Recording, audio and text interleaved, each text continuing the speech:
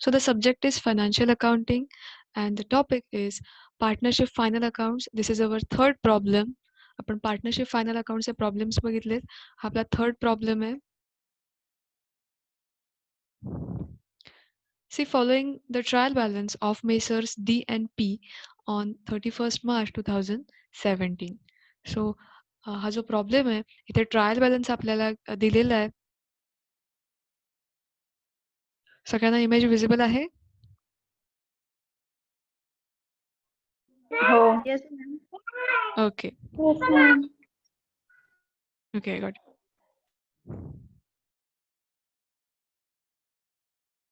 C आपण trial बॅलन्समध्ये जसे जसे आपल्याला आयटम्स दिलेले आहेत तसे तसे आपण त्याचं पोस्टिंग जे आहे ते करत जाणार आहोत. फर्स्ट आपण ऍडजस्टमेंट्स आहेत त्या ऍडजस्टमेंट बघूया जेणेकरून आपल्याला कळेल की कोणत्या आयटम्सवर ऍडजस्टमेंट इथे दिलेले आहेत. So first we will see the adjustments. Closing stock is valued at ₹70,000. See closing stock आपल्याला दिलेला आहे. सो आपला क्लोजिंग स्टॉक जो आहे त्याचा दोन ठिकाणी इफेक्ट पडणार आहे. फर्स्ट ट्रेडिंग अकाउंटच्या क्रेडिट साईडला पडणार आहे अँड देन जी आपली बॅलन्स शीट आहे त्या बॅलन्स शीटच्या ॲसेट साईडला आपण जो क्लोजिंग स्टॉक आहे तो रेकॉर्ड करणार आहोत. Next is provision for bad debts is to be provided at 10% on debtors. So आपले जे डेटर्स आहेत त्या डेटर्सवरती आय गेस तुम्ही प्रॉब्लेम लिहिला असेल. काल मी तुम्हाला ग्रुपवरती सेंड केला होता. सो तुम्ही जर प्रॉब्लेम नोटबुकमध्ये लिहिला असेल तर डेटर्सवर छोटंसं मार्क करून ठेवा बिकॉज तिथे आपल्याला ॲडजस्टमेंट आहे. तिथे आपल्याला 10% जे बॅड डेट्स आहेत ते प्रोव्हिजन आपल्याला करायचे. Next is depreciate building at 5%, plant and machinery at 10%, and furniture at 20%. So आपले जे फिक्स assets आहेत that is building, plant and machinery and furniture. So building, plant and machinery and furniture याच्यावर आपल्याला adjustment दिलेली आहे. So तिथेही mark करून ठेवा की येस या आयटम्सना आपल्याला ज्या ॲडजस्टमेंट्स आहेत त्या करायच्या आहेत. Next is credit purchase of 5,000 has been not recorded but has already been included in closing stock. See आपल्याला क्रेडिट पर्चेस जे आहेत ते क्रेडिट पर्चेस इथे दिलेले आहेत. Not credit purchase of 5,000 has not been recorded. So इथे unrecorded purchase आपल्याला इथे दिसत आहेत. सो हे अनरेकॉर्डेड जे ₹5,000 आहेत हे पर्चेसेसमध्ये आपल्याला ॲड करायचे आहेत. सो इथे जे आपल्याला पर्चेसेस दिसत आहेत पर्चेसेस 5 लाख. सो ह्या 5 लाखमध्ये 5,000 जे आहेत अनरेकॉर्डेड पर्चेसेस ते आपले ॲड करायचे आहेत. सो तिथे मार्क करून ठेवा. Next is provide for discount on debtors and creditors. So आपल्याला डेटर्स अँड क्रेडिटर्सवर डिस्काउंटची प्रोव्हिजन आहे ती करायची आहे 5%ची. सो डेटर्स फर्स्ट आपल्याला डेटर्सवर बॅड डेट्स दिलेले आहेत अँड देन डेटर्सवरती बॅड डेट्स कॅल्क्युलेट करून झाल्यावर जो डिस्काउंट आहे तो सुद्धा आपल्याला तिथे कॅल्क्युलेट करायचा आहे अँड क्रेडिटर्सवरती सुद्धा. सो क्रेडिटर्स अँड डेटर्स त्याच्यावर ॲडजस्टमेंट आपली असणार आहे. Next is 5% interest on partners capital and loan is to be provided. So पार्टनर्सचं जे कॅपिटल आहे इथे क्रेडिट कॉलमला दिलेलं आहे कॅपिटल. त्या कॅपिटलवर 5% इंटरेस्ट आपल्याला कॅल्क्युलेट करायचा आहे अँड देन लोन जे आहे त्या लोनवरती सुद्धा इथे त्यांनी इंटरेस्ट हा कॅल्क्युलेट करायला दिलेला आहे. See next is each partner is to be paid salary of 15,000 per annum. So per ॲनमची सॅलरी दिलेली आहे. प्रत्येक पार्टनरला 15,000 आपल्याला तिथे सॅलरी जी आहे ती पेड करायची आहे. सो ह्याचा इफेक्ट जो आहे सॅलरीचा तो त्यांच्या करंट अकाउंटला जाणार आहे. पार्टनरचं जे करंट अकाउंट आहे आपल्याला रेकॉर्ड तिथे प्रिपेअर करायचं त्याच्यात. Distribute profit in proportion of capital. त्यांचं जे कॅपिटलचं प्रपोर्शन आहे त्यामध्ये त्यांचा जो प्रॉफिट आहे तो आपल्याला डिस्ट्रीब्यूट करायचा आहे. Next is outstanding wages of 6,000. वेजेसवरती ॲडजस्टमेंट आहे. 6,000 आउटस्टँडिंग वेजेस आहेत सो आपल्याला ते ॲड करायचे आहेत. सो इथे आपल्याला ॲडजस्टमेंट जे आहेत ते आपल्या क्लिअर झालेले आहेत. नाव आपण एक एक जे आयटम्स आहेत त्यांचं पोस्टिंग करूया आणि त्याच्या ज्या ॲडजस्टमेंट आहेत त्यांचं कॅल्क्युलेशन करूया. C this is my trading account. इथे मी ट्रेडिंग अकाउंट जे आहे ते प्रिपेअर केलेलं आहे. Next is profit and loss account. Next is profit and loss appropriation account. This is current account.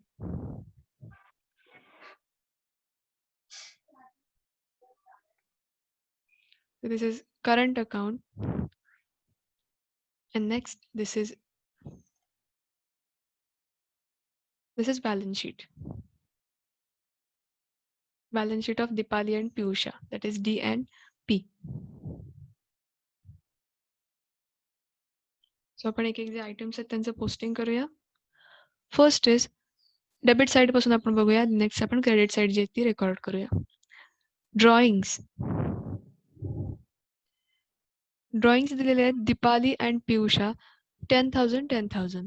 हे जे ड्रॉइंग्स आपल्याला दिलेले आहेत हे ड्रॉइंग्सचं आपण रेकॉर्डिंग करणार आहोत. पार्टनर्स करंट अकाउंटला यांचे जे ड्रॉइंग्स आहेत हे रेकॉर्ड होणार आहेत.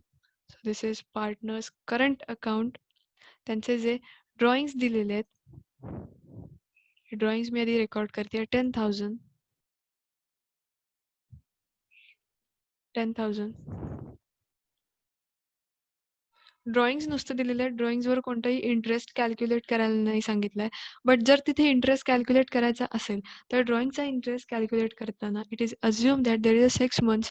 तिथे जेव्हा ड्रॉइंगचा आपल्याला इंटरेस्ट कॅल्क्युलेट करायचा असेल तेव्हा ॲझम्पशन आहे की तिथे पर्सेंटेज दिले आहेत त्याच्यासोबत 6 monthsसाठी आपल्याला ड्रॉइंगचा इंटरेस्ट जो आहे तो कॅल्क्युलेट करावा लागतो.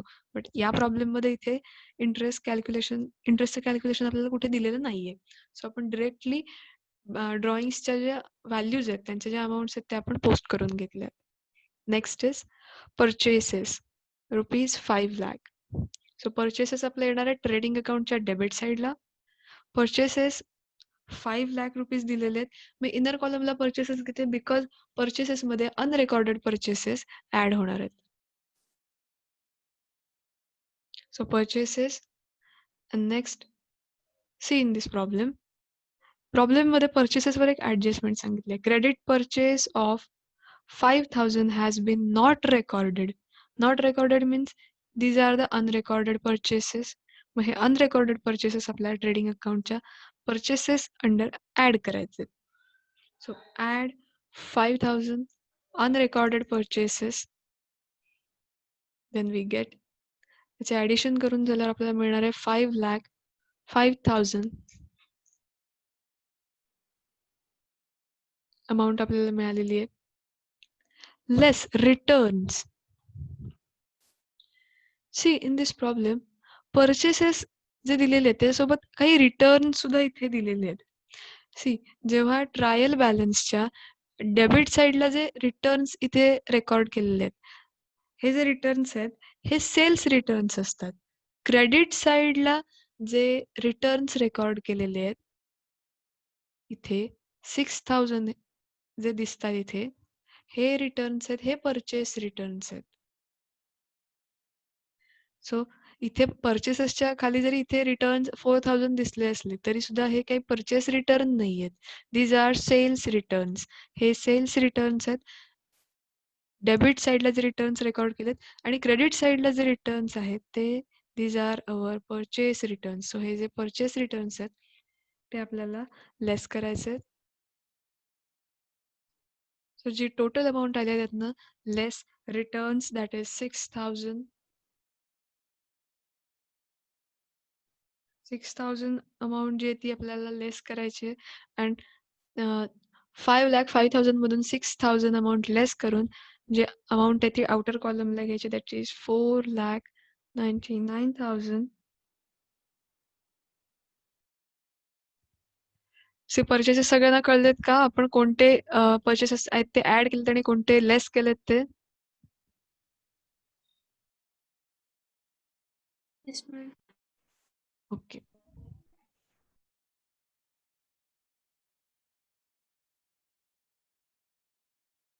C in the problem next is returns. आपण परचेसेस 5 लाख जे आहेत ते तिथे आपण रेकॉर्ड केलेले आहेत. Next is returns. हे जे रिटर्न्स आहेत 4,000 रिटर्न्स दिलेले आहेत डेबिट साईडला ट्रायल बॅलन्सच्या. These are sales return. So आपण ते सेल्सची जी अमाऊंट आहे त्यातून हे ₹4,000 आपण लेस करणार आहोत. सो इन ट्रेडिंग अकाउंट इथे जे रिटर्न्स आहेत 4000 रेकॉर्ड करते मी. 4000 आपण रेकॉर्ड करून झालेले आहेत. सी प्रॉब्लेम मध्ये आपल्याला सेल्सची व्हॅल्यू दिलेली आहे. सेल्सची अमाऊंट दिलेली आहे दॅट इज 10,54,000. सो आपण रेकॉर्ड करूया 10,54,000. त्यातून 4,000 जे आहेत ते लेस केलेले आहेत. लेस करून जी अमाऊंट आहे ती आपण आउटर कॉलमला घ्यायची. That is 10,50,000.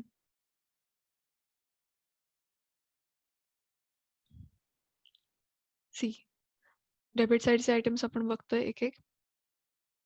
After returns there is a stock 40,000. इथे स्टॉकची डेट दिलेली आहे 1 एप्रिल 2016. आपल्याला जो ट्रायल बॅलन्स दिलेला आहे हा 31 मार्च 2017 चा दिलेला आहे. सो 1 एप्रिलला जो आपल्याला स्टॉक दिसतोय हा स्टॉक असणार आहे opening stock. So this is our opening stock. So आपण तो ट्रेडिंग अकाउंटच्या डेबिट साईडला रेकॉर्ड करायचा आहे. Opening stock 40,000. Opening stock 40,000.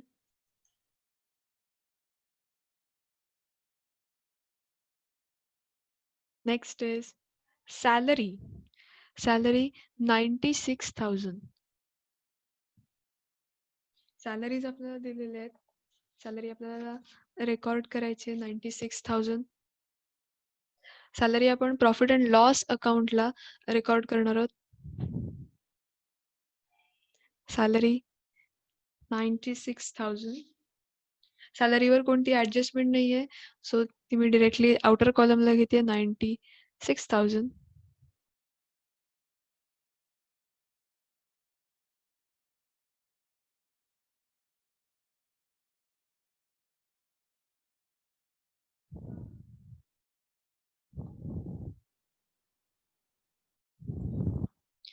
C इथे जी सॅलरी सांगितलेली आहे ऍडजस्टमेंट मध्ये each partner is to be paid salary 15,000 per annum.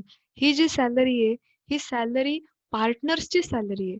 हिचा इफेक्ट कुठेही प्रॉफिट अँड लॉसला पडणार नाहीये. ही जी आहे ही करंट अकाउंटला त्यांच्या सॅलरी जी आहे ती जाणार आहे. आणि त्याचा सेकंड इफेक्ट जो आहे तो प्रॉफिट अँड लॉस अप्रोप्रिएशनला पडणार आहे. प्रॉफिट अँड लॉसला जी आपल्याला ट्रायल बॅलन्स मध्ये सॅलरी दिली आहे तिचा इफेक्ट पडतो 96,000 चा. या सॅलरीचा आणि या सॅलरीचा काही रिलेव्हन्स नाहीये. पार्टनरची सॅलरी ही डिफरंट आहे. आपण 96,000 जे ते रेकॉर्ड करून घेतलेत. Next is office expenses. Office expenses 38,000 amount दिलेली आहे.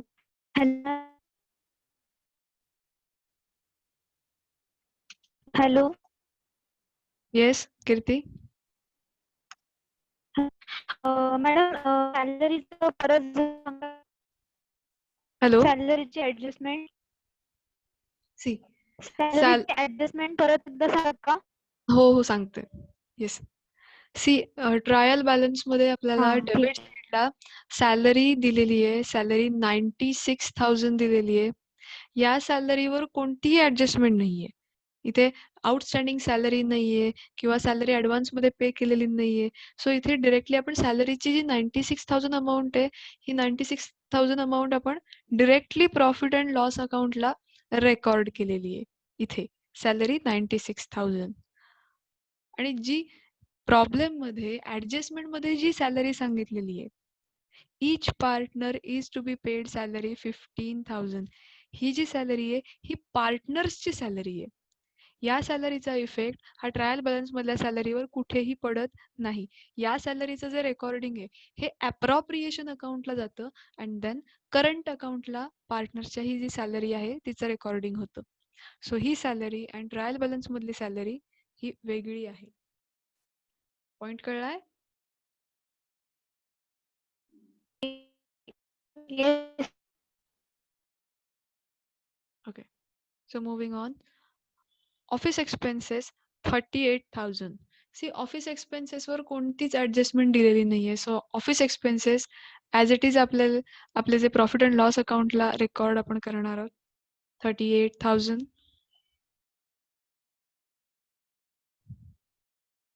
38,000 ऑफिस एक्सपेन्सेस रेकॉर्ड करून झालेले आहेत. नेक्स्ट प्रॉब्लेममध्ये नेक्स्ट एलिमेंट दिलाय bad debts. See bad debts दिलेले आहेत आपल्याला 6,500. फर्स्ट आपण हे जे बॅड डेट्स आहेत ते प्रॉफिट अँड लॉसला आपण रेकॉर्ड करून घ्यायचे.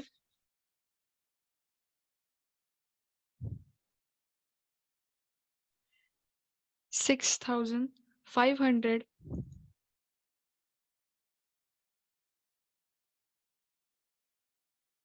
See in the problem.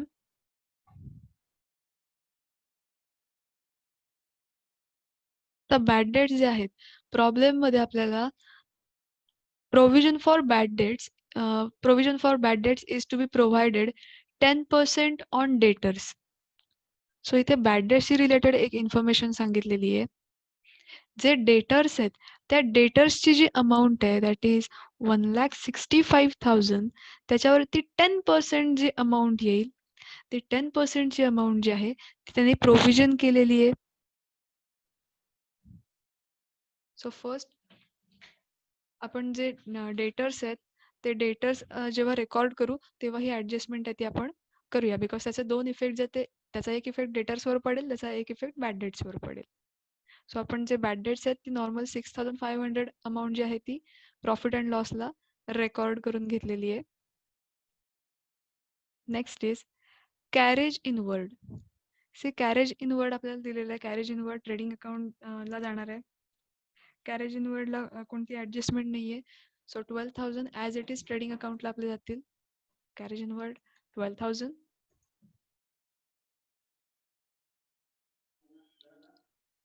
Next is carriage outward.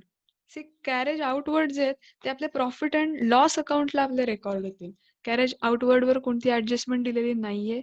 So 15,000 as it is carriage outward जे आहेत ते आपलं प्रॉफिट अँड लॉसच्या डेबिट साईडला रेकॉर्ड होणार आहे. So this is profit and loss account. Carriage outward.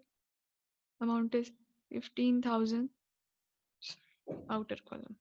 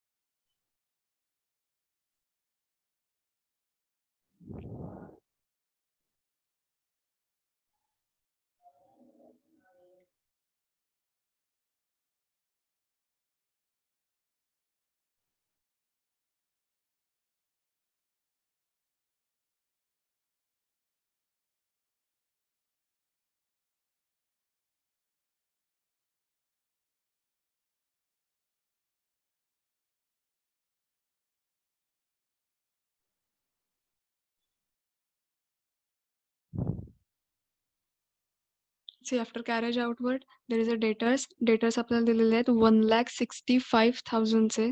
So आपण डेटर्स आहे ते रेकॉर्ड करूया. डेटर्सवर ॲडजस्टमेंट सांगितलेली आहे. Provision for bad debts is to be provided 10% on debtors. First आपण डेटर्स जे आहेत ते रेकॉर्ड करून घेऊया. 1,65,000. 1,65,000 हे डेटर्स आहेत ते आपले बॅलन्स शीट ॲसेट साईडला रेकॉर्ड होतील. So this is our balance sheet. Debtors 1,65,000 amount आपण रेकॉर्ड केले. See in the problem 10% calculate करायचे. 10% provision for doubtful debts. So आपले जे डेटर्स आपण रेकॉर्ड केलेत 1,65,000 वर आपल्याला जे प्रोव्हिजन आहे RDD that is reserve for doubtful debts. आता इथे रिझर्व फॉर डाऊटफुल डेट्स किंवा provision for doubtful debts that is PDD. मग तुम्ही रिझर्व फॉर डाऊटफुल डेट्स सुद्धा इथे म्हणू शकता किंवा प्रोव्हिजन फॉर डाऊटफुल डेट्स कसंही. याच्यावर 10% कॅल्क्युलेट करायचे. सो 1,65,000 वर 10% कॅल्क्युलेट करून आपल्याला अमाऊंट मिळते 16,500. येस. सो आपण ती अमाऊंट जी आहे ती लेस करायची आहे. आणि जी टोटल आहे ती अजूनही इनर कॉलमलाच आपल्याला घ्यायची, बिकॉज त्यात अजून डिस्काउंट सुद्धा आपल्याला त्यांनी सांगितलेलं आहे.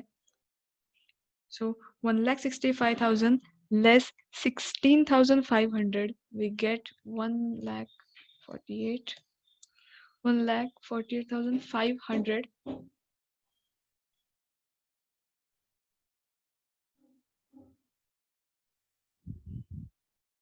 See, provide discount on debtors and creditors. जी ऍडजस्टमेंट आहे, provide discount on debtors and creditors. आपण आपले डेटर्स रेकॉर्ड केलेले आहेत, सो आपण डेटर्सवर जे 5% जो डिस्काउंट आहे तो आपण कॅल्क्युलेट करायचा आहे. सो जी आपली अमाऊंट आली आहे,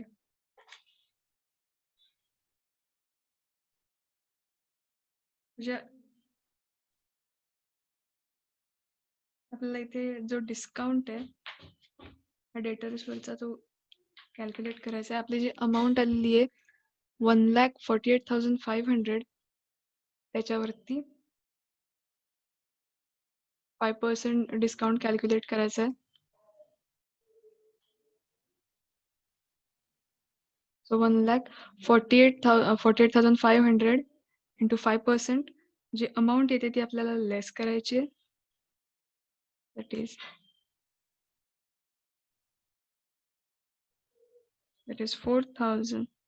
7,425.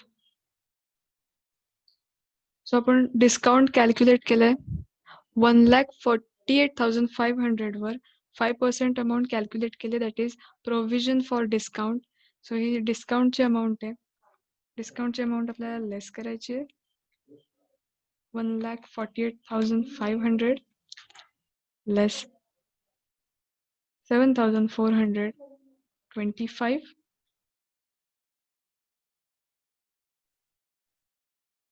So the amount we get, that is 1,41,000. So this is the amount. See, आपण डेटर्स वर जी RDD, that is provision for doubtful debts, आपण जे 10% कॅल्क्युलेट केले, ह्याचा जो दॅट इज 16,500, ह्याचा जो सेकंड इफेक्ट आहे हा प्रॉफिट अँड लॉस मध्ये जे आपण बॅड डेट्स रेकॉर्ड केलेत, प्रॉफिट अँड लॉस अकाउंट मध्ये आपण, this is a profit and loss account.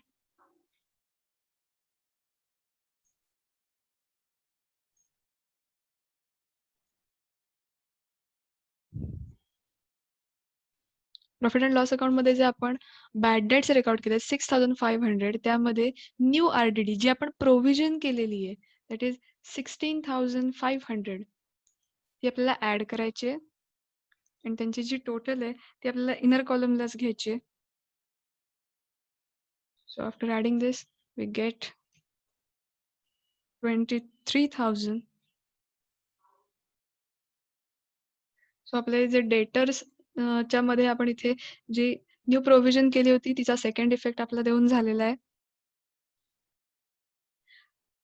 C, provision for discount, आपण जे डिस्काउंट कॅल्क्युलेट केलंय 5%, त्याचा सेकंड इफेक्ट जो आहे तो प्रॉफिट अँड लॉसला जाणार आहे. प्रॉफिट अँड लॉसच्या डेबिट साईडला आपल्याला हे जे डिस्काउंट आपण कॅल्क्युलेट केलंय 7,425 रुपीज, त्याचा सेकंड इफेक्ट आपल्याला प्रॉफिट अँड लॉसला द्यायचा आहे.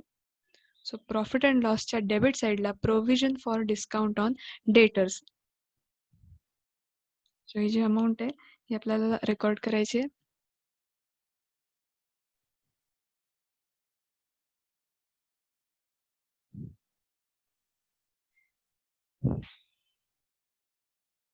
आपले डेटर्स जे आहेत ते इथे कम्प्लीट झालेले आहेत. Next is bills receivable. Bills receivable 17,000. Bills receivable वर कोणतीच ऍडजस्टमेंट नाहीये, so bills receivable as it is आपले रेकॉर्ड होणार आहेत. Balance sheet in asset side. So bills receivable amount is 17,000.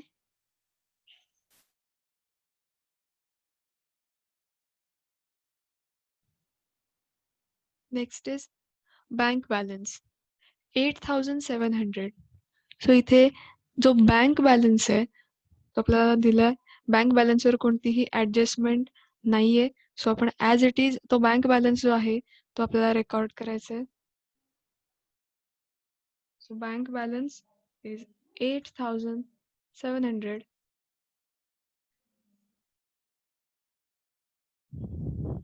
Next is cash on hand. See आपल्याला cash दिलेली आहे, कॅशवर कोणताच इथे ॲडजस्टमेंट नाही आहे. So cash as it is आपली रेकॉर्ड होणार आहे बॅलन्स शीट ॲसेट साईडला. Cash in hand 1,900.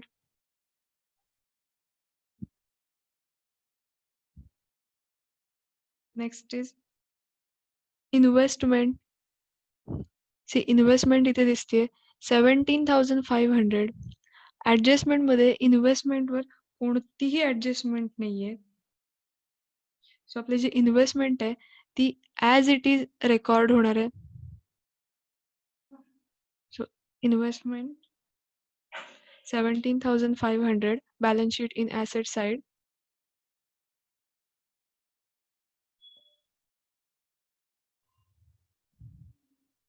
Next is building. Building, plant and machinery and furniture.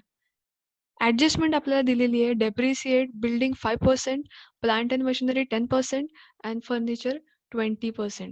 So आपण जे depreciation आहे ते कॅल्क्युलेट करायचं आहे. फर्स्ट बिल्डिंग जे आहे ते आपण रेकॉर्ड करून घेऊया. बिल्डिंग 1,76,000. बॅलन्स शीट ॲसेट साईडला आपल्याला बिल्डिंग जे ते रेकॉर्ड करायचे 1,76,000.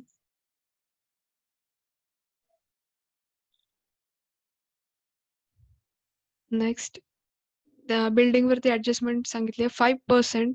सो आपल्याला बिल्डिंगची जी व्हॅल्यू आपण रेकॉर्ड केलेली आहे त्याच्यावर 5% अमाऊंट आपल्याला कॅल्क्युलेट करायची आहे.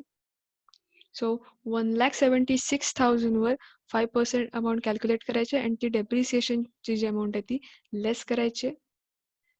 So 1,76,000 5% amount that is 8,800. Next is plant and machinery. Plant and machinery 4,50,000 amount दिलेली आहे. 4,50,000 वर प्लांट अँड मशिनरी 10% ने डेप्रिसिएट करायचे. So first plant and machinery record करून घेऊया. That is 4,50,000. 4,50,000 वर 10% दॅट इज 45,000 डेप्रिसिएशन आहे. Next furniture. फर्निचर 42,000. फर्निचरवर 20% डेप्रिसिएशन दिलेलं आहे. So first we will record the 42,000 and then 20% त्याच्यावर अमाऊंट कॅल्क्युलेट करून ती आपण लेस करायची 42,000.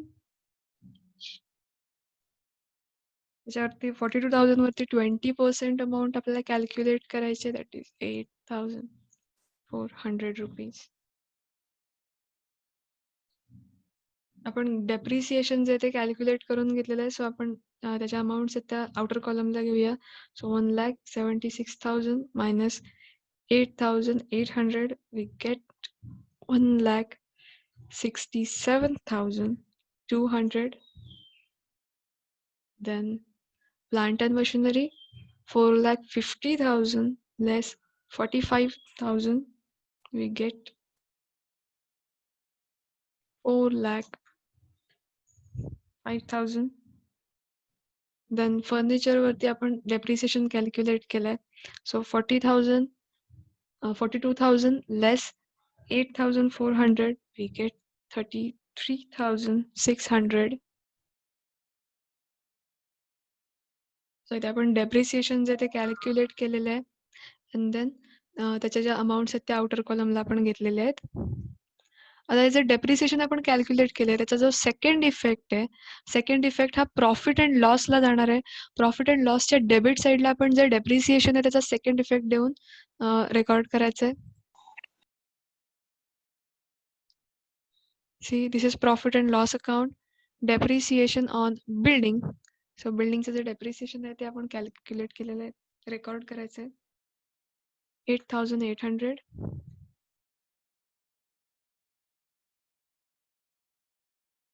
Next plant and machinery that is plant and मशिनरीचं आपण डेप्रिसिएशन कॅल्क्युलेट केलंय 45,000.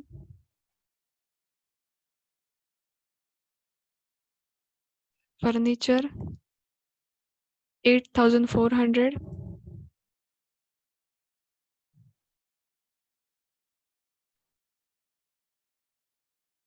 त्याची जी टोटल आहे ती आउटर कॉलमला घ्यायची. दिस इज आउटर कॉलम. हा आउटर कॉलम आहे, हा इनर कॉलम आहे.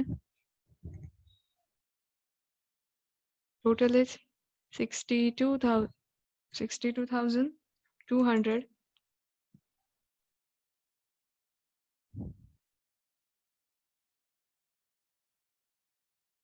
सो आपल्याला जे डेप्रिसिएशन आहे ते कॅल्क्युलेट करून झालेलं आहे. Next is wages. Wages 1,25,000. So these wages are recorded in trading account debit side. So trading account च्या डेबिट साइडला फर्स्ट जे वेजेस आहेत ते आपण रेकॉर्ड करून घ्यायचे. वेजेसवर ऍडजस्टमेंट सांगितली. Outstanding wages of 6,000 rupees. So वेजेसमध्ये 6,000 रुपीज ऍड करायचे. Add outstanding. आणि त्याचा जो सेकंड इफेक्ट आहे आउटस्टँडिंग वेजेसचा, हा आपला बॅलन्स शीटच्या लायबिलिटी साईडला जाणार आहे. Outstanding expenses. फर्स्ट आपण वेजेस आहेत ते रेकॉर्ड करून घेऊया. वेजेस 1,25,000.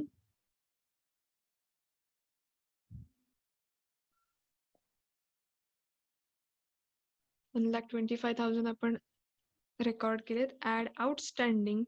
सो आउटस्टँडिंगचे जे वेजेस आहेत दॅट इज 6,000 आपल्याला ऍड करायचे आहेत. अँड द टोटल, ज्यांची जी टोटल आहे ती आउटर कॉलमला घ्यायची. That is 1,31,000. आपण वेजेस आहेत ते रेकॉर्ड करून झालेत. जे आउटस्टँडिंग वेजेस आहेत, हे आउटस्टँडिंग वेजेस जे 6,000 आहेत, ह्याचा सेकंड इफेक्ट आपला बॅलन्स शीट लायबिलिटीला जाणार आहे. बॅलन्स शीट लायबिलिटीज मध्ये आउटस्टँडिंग एक्सपेन्सेस आपल्याला रेकॉर्ड करायचे आहेत.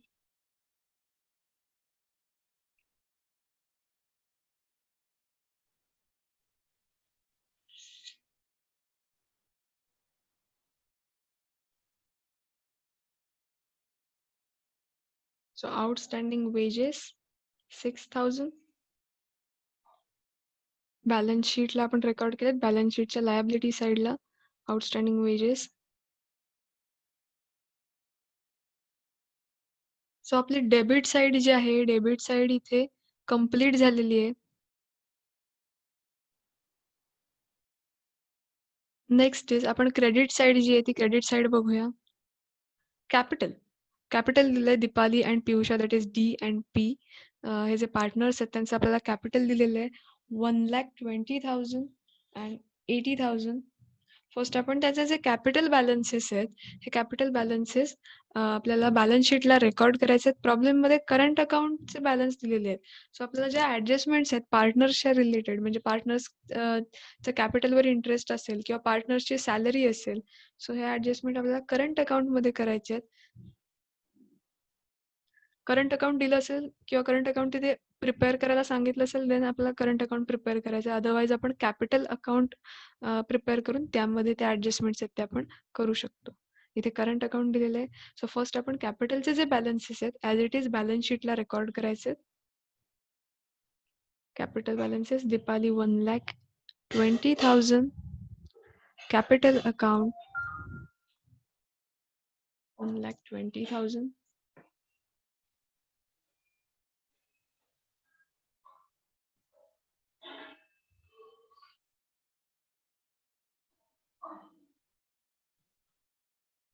Then Piyusha 80,000. त्याची जी टोटल आहे ती आउटर कॉलमला घ्यायची आहे, that is 2 lakh.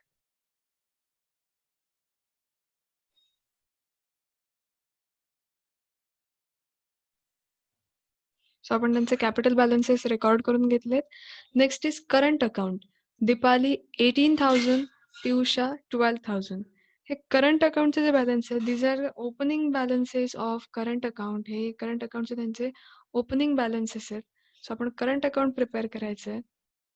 Bye balance brought down. दीपालीचा जो करंट अकाउंटचा ओपनिंग बॅलन्स आहे दॅट इज 18,000, तो आपण रेकॉर्ड करायचा आहे. नेक्स्ट पियुषा 12,000. ओपनिंग बॅलन्सेस त्यांचे जे ते रेकॉर्ड करून घेतले आपण. Next is cells. सेल्स 10,54,000 जो सेल्स दिलाय या सेल्सवरती सेल्स रिटर्न आहेत बट ते सेल्स रिटर्न कोणते असणार आहेत जे डेबिट साईडला रिटर्न्स म्हटलेले दॅट इज सेल्स रिटर्न हे 4,000 जे दिसत आहेत हे सेल्स रिटर्न आहेत सो जो सेल्स दिलेला आहे 10,54,000 त्यातून सेल्स रिटर्न लेस करायचे ते हे 4,000 आपल्याला लेस करायचे सो ट्रेडिंग अकाउंटला आपण ऑलरेडी सेलचे रिटर्न आहेत ते लेस केलेले आहेत next is provision for bad debts see आपण मगाशी बॅड डेट्स रेकॉर्ड करून झालेत 6,500चे अँड देन त्याच्यामध्ये आपण जी प्रोव्हिजन होती प्रोव्हिजन फॉर बॅड डेट्स 10%ची ती आपण ऍड केलेली आहे अजूनही प्रॉब्लेममध्ये प्रोव्हिजन फॉर बॅड डेट्स दिसत आहेत so this is old provision जे बॅलन्स शीटला जी प्रोव्हिजन दिलेली आहे ही ओल्ड प्रोव्हिजन असणार आहे आणि जी ओल्ड प्रोव्हिजन आहे ही सुद्धा आपल्याला बॅड डेट्स मधून लेस करायचे सो प्रॉफिट अँड लॉस अकाउंटला आपण जे बॅड डेट्स रेकॉर्ड केले सी बॅड डेट्स आपले ओरिजिनल होते 6,500चे न्यू जी प्रोव्हिजन होती डेटर्सवर 10%ची ती आपण ऍड केलेली आहे ऍड करून आपल्याला टोटल मिळाले दॅट इज 23,000 त्यातून जी